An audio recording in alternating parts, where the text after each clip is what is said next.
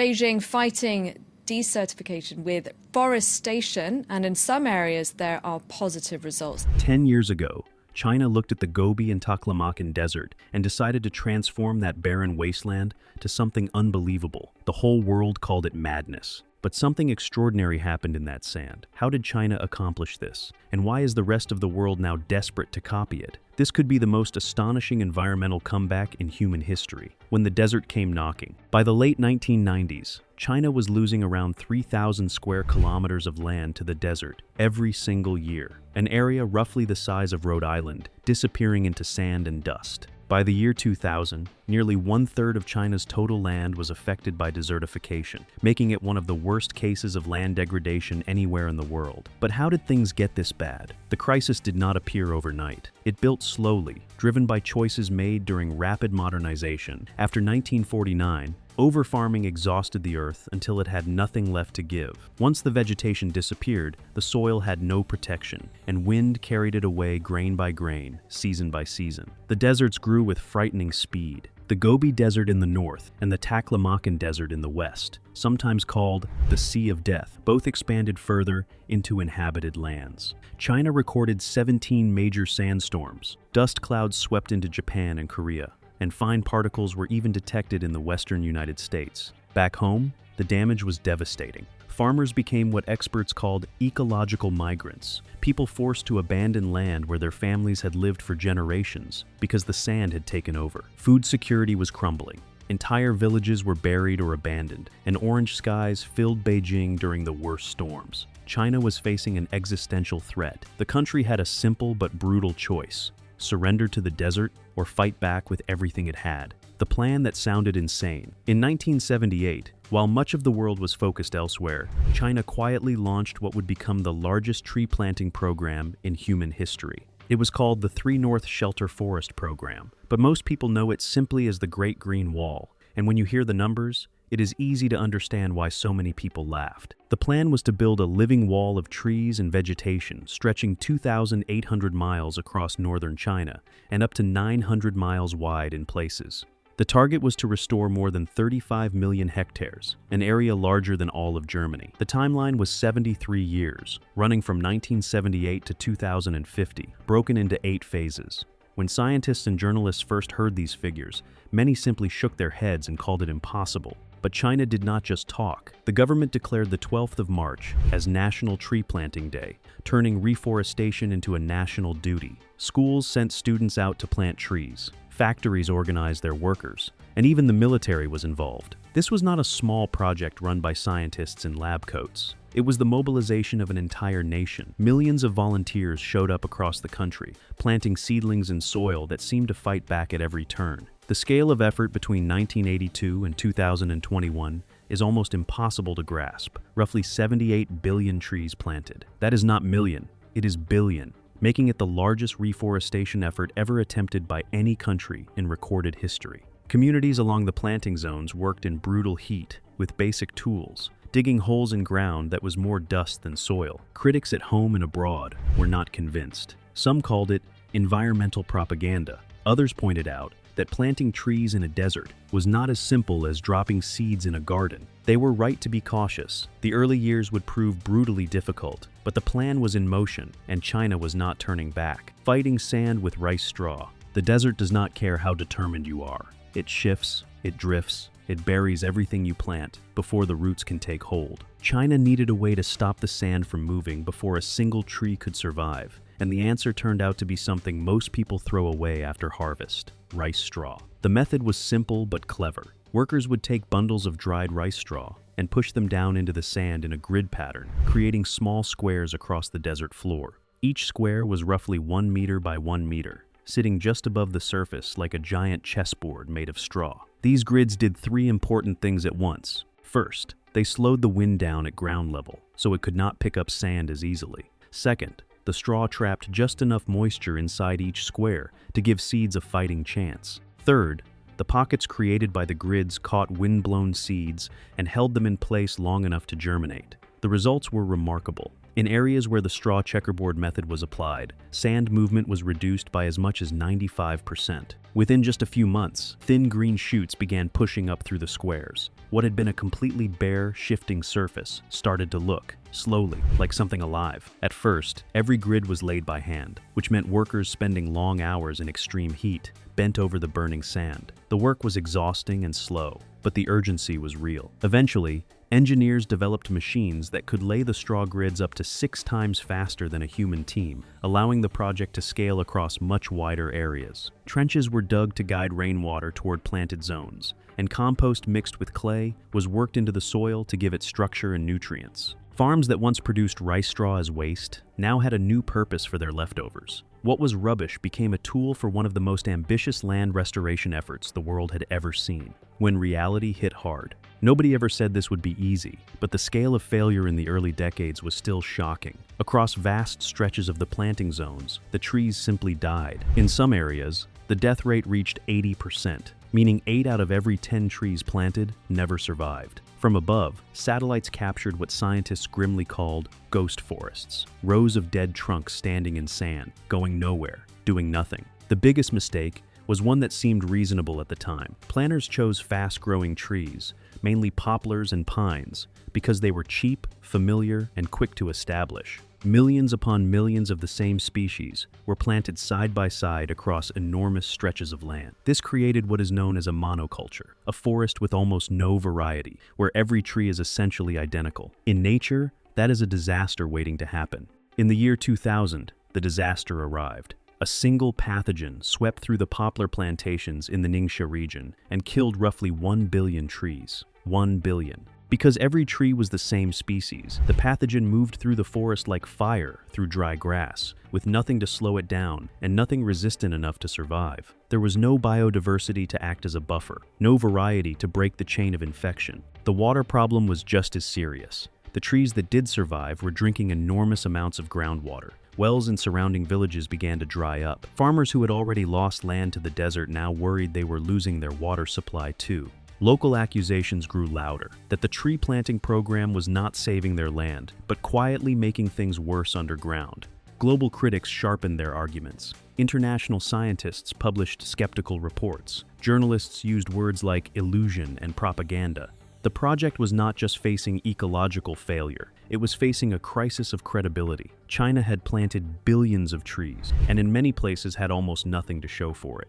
Something had to change, and change fast. The turning point. Failure is only permanent if you refuse to learn from it. By the early 2000s, enough evidence had piled up that China could no longer ignore what the science was saying, and in 2011, a landmark report from the Chinese Academy of Sciences made the message impossible to avoid. Stop forcing forests where forests do not naturally belong, and start working with the land instead of against it. This was a profound shift in thinking. The old approach had treated the desert like an enemy to be defeated by sheer volume. Plant enough trees, and the problem goes away. The new approach asked a different question. What actually grows here naturally, and how can we support that instead?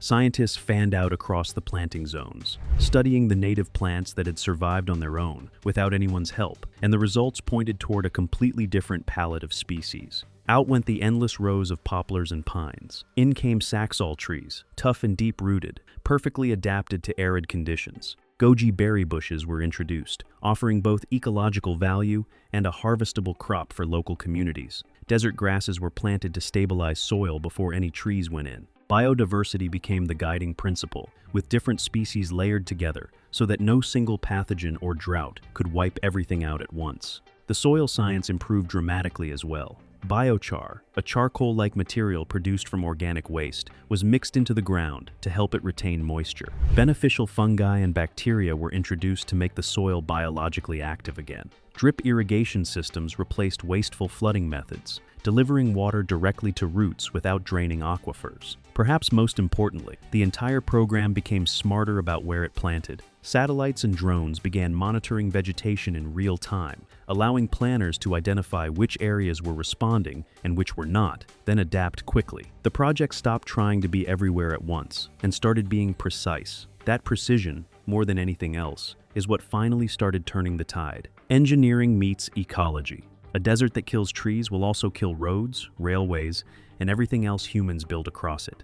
While the greening program was fighting to restore land, engineers faced a separate but equally urgent problem. How do you build and maintain critical infrastructure through one of the harshest environments on Earth, where sand dunes can move several meters in a single year and bury anything in their path? The Baotou to Lanzhou Railway offered one of the earliest and most instructive answers.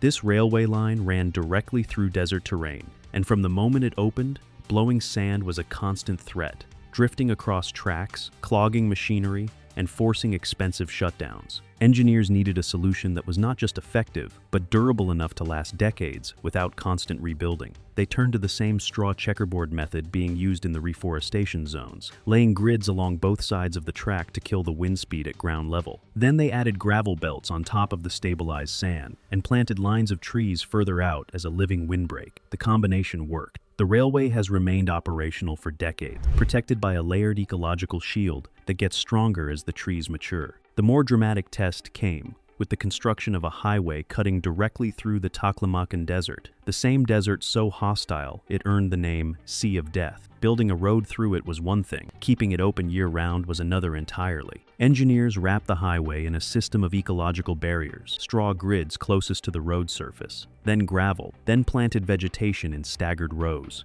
each layer designed to catch and settle sand before it could reach the tarmac. What made these solutions remarkable was not just that they worked, but that they worked by using nature rather than fighting it. Concrete walls and steel barriers would have crumbled or been swallowed. Living systems, properly designed, grew stronger over time. The desert had met an opponent that could adapt, root itself in, and hold its ground permanently. The miracle nobody believed. For a long time, the progress was real but invisible to most of the world. Numbers were reported, targets were announced, and skeptics continued to dismiss it all as government exaggeration. Then, in 2019, an organization with no political stake in the outcome weighed in, NASA. Using satellite data collected between 2000 and 2017, NASA published findings showing that the Earth had become measurably greener over that period, and that China alone was responsible for roughly 25% of all new green cover recorded across the entire planet. That was not a small figure adjusted for China's size.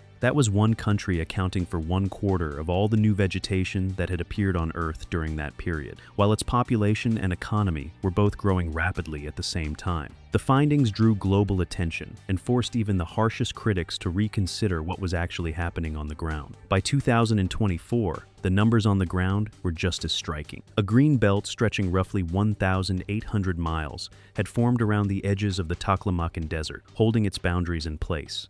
More than 30 million hectares of land had been restored across the project zones. Forest coverage across China had climbed from around 10% at the time of the founding of modern China in 1949 to more than 25%, a transformation achieved during the same era that saw the country become one of the world's largest industrial economies. The sandstorm statistics told their own story. Where 17 major storms had battered northern China in 2006 alone, the frequency and severity of storms dropped substantially in the years that followed, as the vegetation barrier thickened and matured. Communities that had lived under orange skies began breathing cleaner air. Wildlife that had abandoned degraded land started returning as habitat slowly recovered. The miracle was not that China had tried. It was that, after everything that went wrong, it had kept going long enough to succeed. A desert becomes a carbon sink.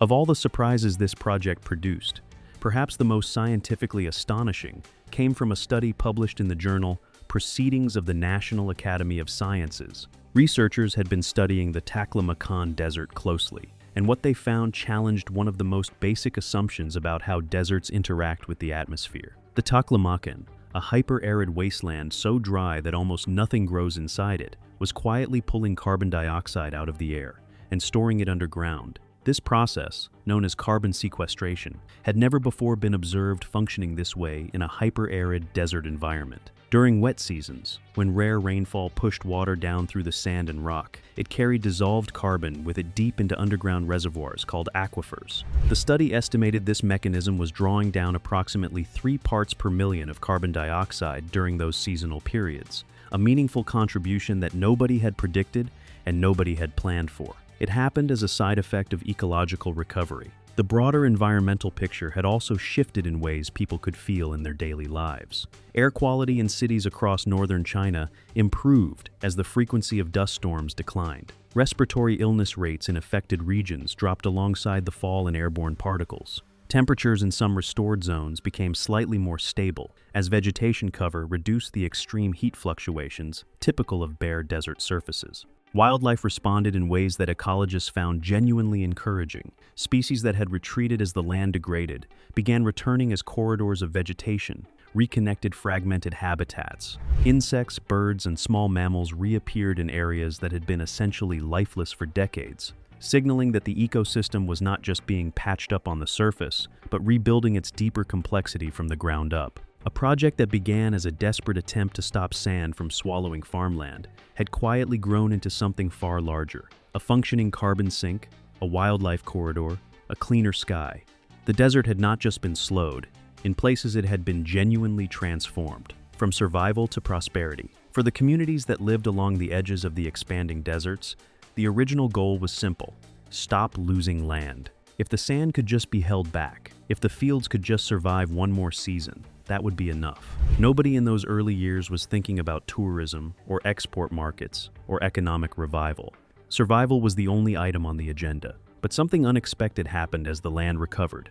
It did not just stop dying, it started producing. The same restored zones that had once been written off as permanent wastelands began generating real income for the people who had stayed and fought for them. Goji berries, introduced partly for their ecological value, turned out to thrive in the dry, sandy soils of the restoration zones and found a ready global market as a health food. Grapes planted in stabilized desert areas in regions like Ningxia produced wines that began winning international recognition. Medicinal herbs suited to arid conditions were cultivated and sold to pharmaceutical and traditional medicine markets across China and beyond. What had been barren ground became productive ground, and the people working it began earning money they had never expected to see. Ecotourism grew alongside the ecological recovery in ways that surprised even the planners. Visitors began traveling to see the restored landscapes, the straw checkerboard fields, the Saxol forests, and the dramatic contrast between living green zones and the raw desert beyond. Local governments built visitor centers, hiking paths, and education facilities. Hotels and guest houses opened in villages that had previously been losing population to migration. Young people who had left for cities began returning, drawn back by work that had not existed before. The poverty reduction numbers reflected this transformation. Entire counties that had ranked among China's poorest saw measurable improvements in household income as the land became productive again. The Chinese government pointed to the Great Green Wall Corridor as one of the country's most effective combined environmental and poverty alleviation programs because it had achieved both goals at the same time through the same set of actions, in the same places. The influence of this model also spread far beyond China's borders. The African Union had been working on its own Great Green Wall initiative across the Sahel region, the dry belt just south of the Sahara Desert, and Chinese experts traveled to share techniques, particularly the straw checkerboard method. Countries in the Middle East and Central Asia, facing their own desertification crises, sent delegations to study what China had built. The straw grid, invented out of necessity by workers in extreme heat, had become one of the most exported environmental technologies in the world. The work is not finished. It would be easy, looking at the satellite images and the falling sandstorm statistics and the carbon sink discoveries, to conclude that China has won, that the desert has been defeated, and the story has reached its happy ending. But the people actually doing this work are the first to say that is not how they see it. The 3 North Shelter Forest program runs until 2050, and there is nothing accidental about that distant deadline. The ecosystems being rebuilt across these zones are not finished products. They are living systems in the middle of a long recovery, and living systems require constant attention and adaptation. A forest planted today will not reach maturity for decades. Soil degraded for 50 years cannot be fully restored in 10. The work is not done because the land is not done healing. Climate change adds pressure. The program's original designers in 1978 could not have anticipated. Rising temperatures across Central Asia are shifting rainfall patterns,